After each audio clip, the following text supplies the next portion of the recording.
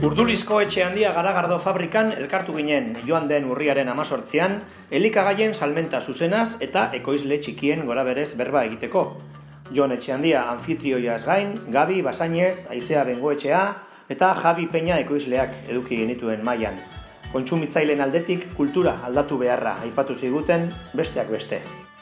Azken hamarkadetan egia da kontsumo ohiturak asko aldatu direla, baina beste alde batetik agroekologiaren bidean lan egiten dugun proiektuekiko ere jende kopuru bat eta gero eta nabariagoa dena hasi dela kontsumitzen beste eredu batean, ez? Eta hasi dela kontsumitzen gertuko produktuak era lokal batean eta era lokal batean ere ekoiztuak izan direnak. Tiratik lehengo puntua da lurra topatzea, ez badekozu zure familiaren baserria edo familiaren partez ez badekozuz lurrak. Gure Kosta mailan oso garesti dago lurra. Gero ez da baserritar eta edo ekoizle gitxiago dagonez, askoz gatzago da topatea elkarpuntu bat gure produktua saltzeko, ez badira betiko txarak eta horretik ari gara bide horretan ari gara botatzen. Eta gero hori gure Uribe Kosta mailan udaletxeak eta instituzioak orokorrean ez daude horren alde. Traba guztiak ibiltzen dituzte eta ez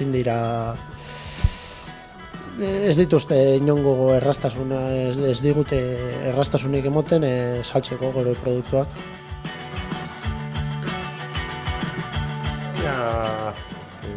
Garagardo artisaua produktu minitorio bat den, ez da, hori da galdera. Ez dut uste. Nire problema dela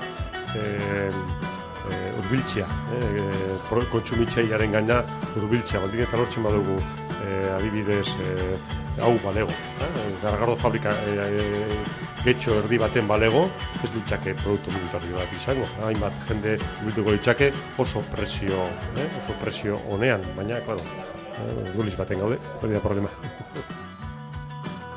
Kultura aldaketa bat eman dela, azkenean gizarteare oso abiadura azkarrean doa eta kontsumoa ere berdina gertatu da. Elikagaiak ekoizterako orduan ere saltoki handietara bideratu da eta edozein momentutan edozer gauza kontsumitzera ohitu gara.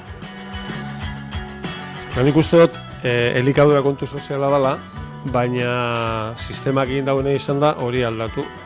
Eta bihurtu da norberaren kontua eta kultura hori sartu egin da. Oda norberak erosi aldau, gure dauen lekuan, gure dauen orduan, gure dauena eta merk.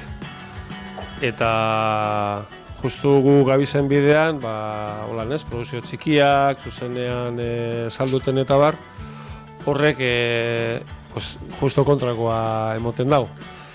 Karuaren zeruan kontuen sartzen bagara, karu edo merke, horre eztabaida oso bat dago, eta ez horretan sartuko. Guk egiten dugun esfortzoaren araberako presioa egiten dugu, baina gero edozein ordutan ezin da erosi guduko gune, edozein lekuan ezin da erosi, eta batzutan hori deseroso da, baina ni pentsatzen dut dela galdu indalako elikadurak duen garrantzia, ez? Elikadurak etxe bizitzagaz, arropagaz eta maitasunagaz